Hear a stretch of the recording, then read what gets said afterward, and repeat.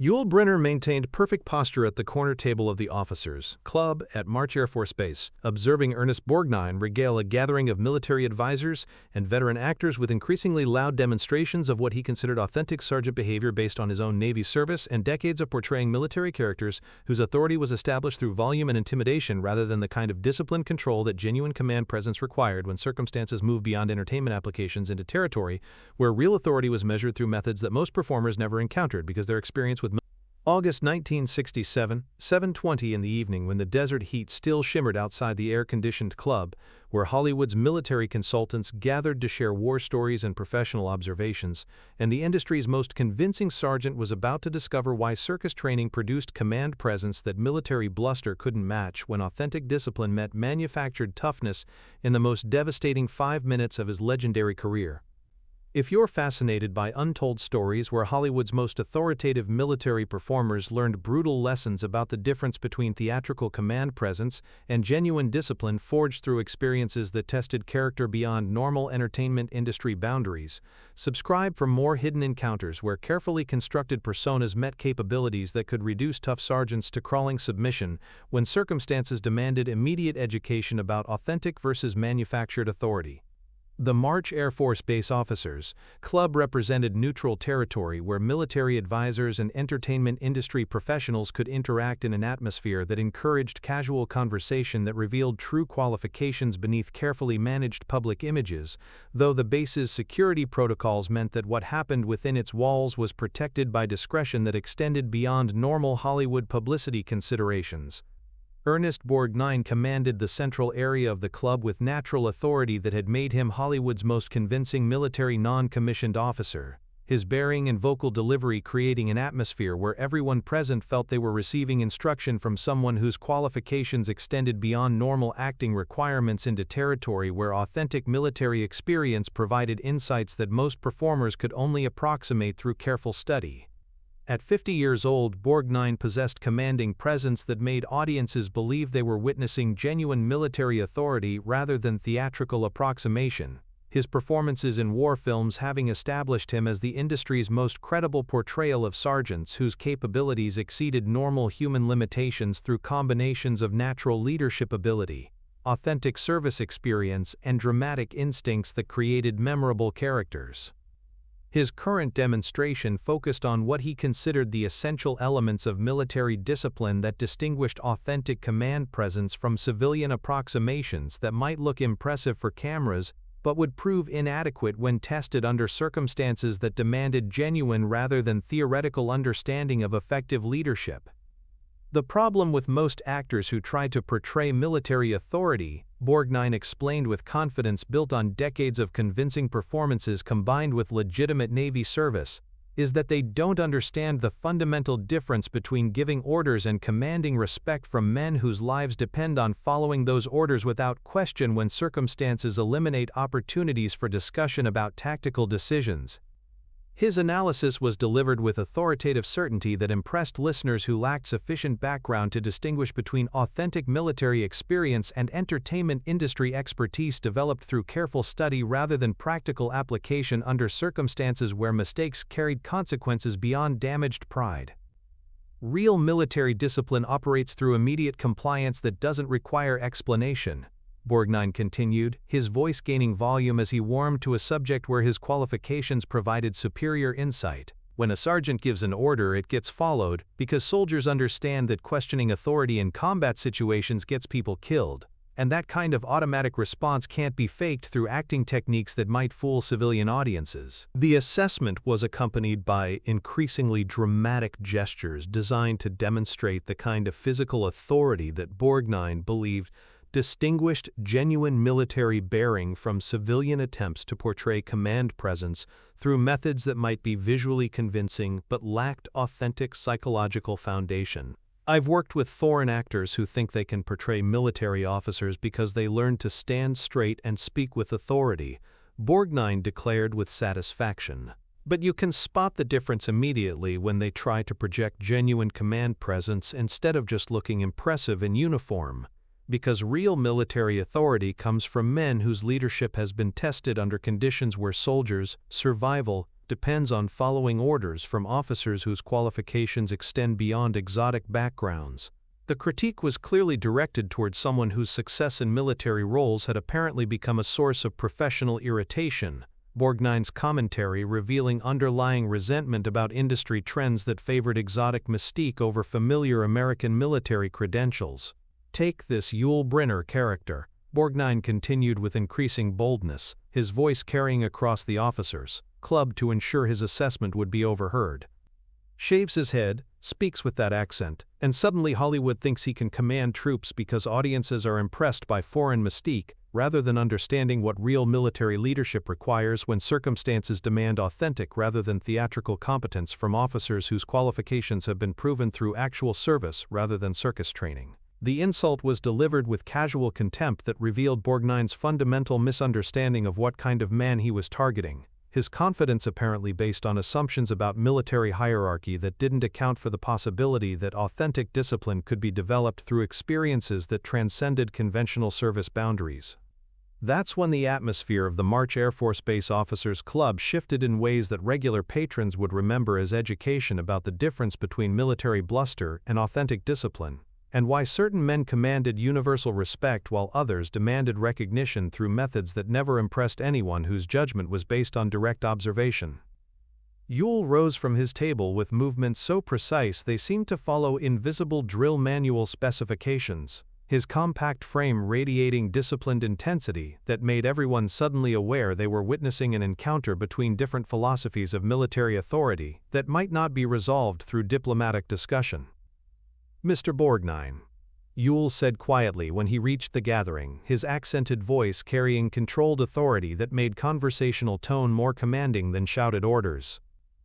"I couldn't help but overhear your analysis of my qualifications for portraying military authority, and I find your assessment both amusing and profoundly ignorant of what constitutes authentic discipline versus theatrical bluster."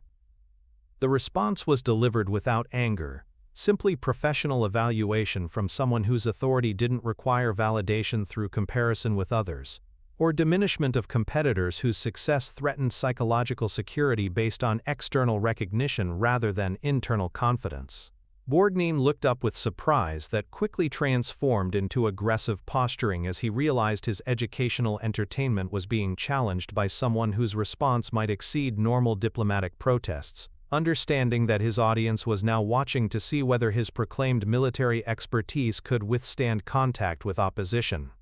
"Well, well," Borgnine replied with condescending authority. "The mysterious foreign king himself decides to join the conversation about authentic military discipline. Tell me, Brynner, what exactly qualifies you to evaluate command presence when your background consists of circus training rather than actual service experience with real soldiers whose lives depend on following orders from officers whose leadership has been tested under combat conditions?" The challenge was designed to force Yul into either retreat that would validate Borgnine's assessment or escalation that would provide opportunity to demonstrate military knowledge that Borgnine's service experience had convinced him could not be matched by someone whose training was presumably limited to entertainment applications. "My qualifications," Yul replied with calm precision, "were developed through circumstances where discipline meant survival rather than convincing performance, and where following orders correctly was the difference between continuing to function and becoming educational examples for others whose lives depended on authentic,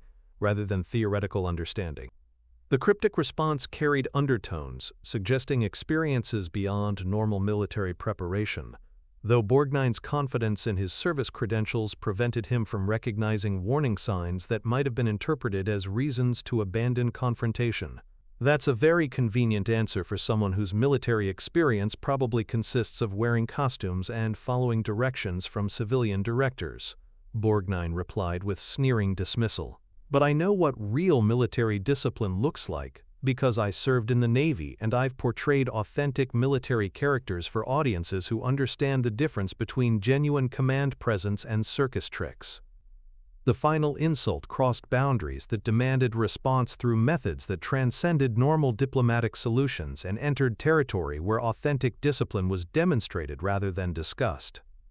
What happened next lasted perhaps 30 seconds, but would be remembered by everyone present as brutal education about the difference between military bluster and authentic discipline.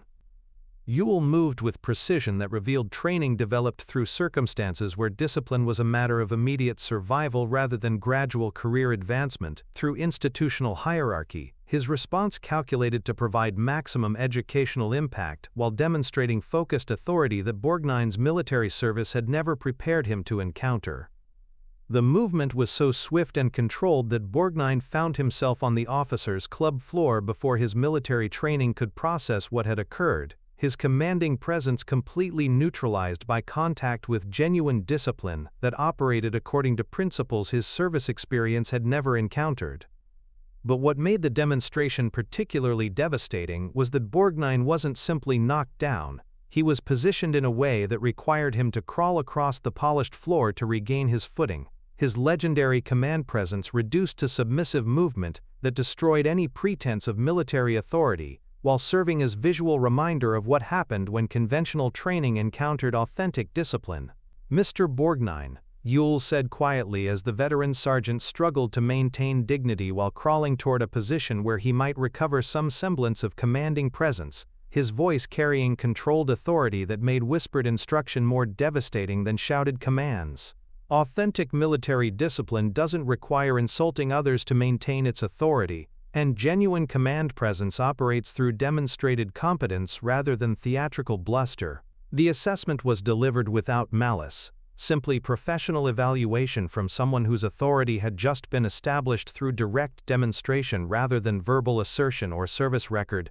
that could be questioned when circumstances revealed limitations underlying conventional military training. Borgnine's crawling movement across the officers' club floor created complete silence as everyone present processed the implications of witnessing Hollywood's most convincing military sergeant reduced to undignified positioning that destroyed any pretense of command authority while serving as permanent reminder of what happened when conventional service experience encountered practical capability. The humiliation was complete and devastating, not because of physical injury but because Borgnine's entire professional identity was based on projecting authentic military authority that commanded respect through presence alone. And having that carefully constructed competence reduced to crawling submission in front of military professionals meant that no amount of subsequent explanation could rehabilitate the image of genuine command presence. I suggest you consider whether your service experience provides adequate preparation for evaluating men whose qualifications were developed through circumstances where discipline served purposes beyond institutional advancement.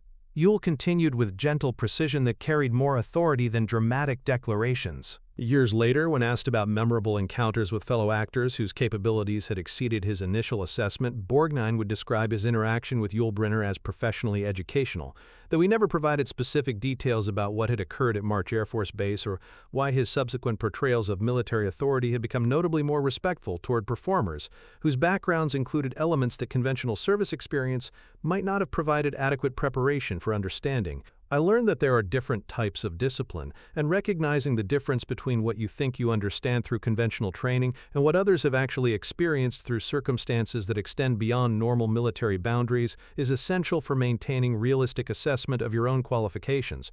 Borgnine would tell interviewers curious about his evolving perspective on authentic military bearing versus entertainment industry approximations. But those who witnessed the March Air Force Base encounter understood they had seen something that revealed fundamental truths about the difference between conventional military training and authentic discipline, and why certain demonstrations left permanent impressions that affected all subsequent interactions between men whose authority had been earned through methods that transcended institutional boundaries and entered territory where genuine competence was measured through standards that conventional service experience couldn't duplicate.